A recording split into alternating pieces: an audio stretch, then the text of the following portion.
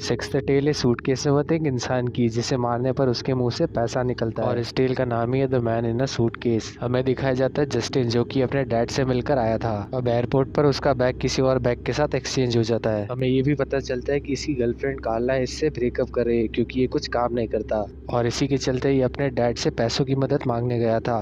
इसके बाद जस्टिन अपने घर पर जाकर हाई होकर बैठा था और तभी उसे सूटकेस में से कुछ आवाजें आने लगी। पहले जस्टिन को लगा कि ये उसका वहम है, लेकिन बाद में ये सच साबित हुआ। उस सूटकेस को खोलकर देखने पर जस्टिन देखता है कि उसके अंदर बंद था एक आदमी जो कि बड़ी बुरी तरह से उस बैग के अंदर फंसा हुआ था। अब जस्टिन उस आदमी को बैग से फ्री करने की कोशिश करता है लेकिन वो बाहर नहीं आता और ज्यादा जोर देने पर ये उस आदमी को हर्ट कर रहा था। और इसी सब के बीच निकलता है उस आदमी के मुंह से एक सोने का सिक्का, जिसे देखकर जस्टिन हैरान रह चुका था।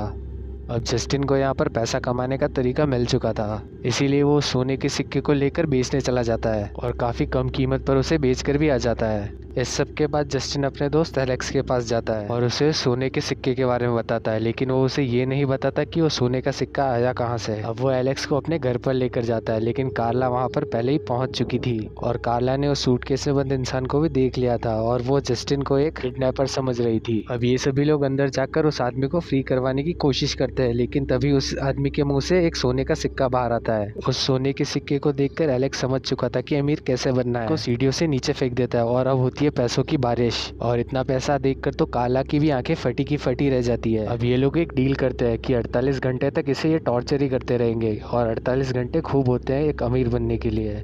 अब ये सभी लोग मिलकर उसे हर तरह से टॉर्चर करने लग जाते हैं और इसी बीच हमें ये भी पता चलता है कि यहाँ पर कार्ला का एलेक्स के साथ चक्कर चल रहा होता है और ये दोनों मिलकर जस्टिन को चीट कर रहे होते हैं। अब इन लोगों के 48 घंटे यहाँ पर पूरे हो चुके थे, लेकिन एलेक्स मानने को तैयार नहीं था। जस्टिन के लाख मना करने के बावजूद भी वो उसे नहीं छोड़ता। अब जस्टिन यहाँ पर अपनी बात मनवाने की पूरी कोशिश कर रहा था, लेकिन तभी कार्ला उसे सर पर हथौड़ा दे मारती है और ये लोग उसे भी सीढ़ियों से नीचे फेंक देते हैं। अब ये लोग उस आदमी को और टॉर्चर करने की तैयारी में थे, लेकिन तभी वो आदमी अपना असली रूप दिखा देता है जो कि था एक जिन, और श्राप की वजह से वो सूटकेस में बंद हो चुका था।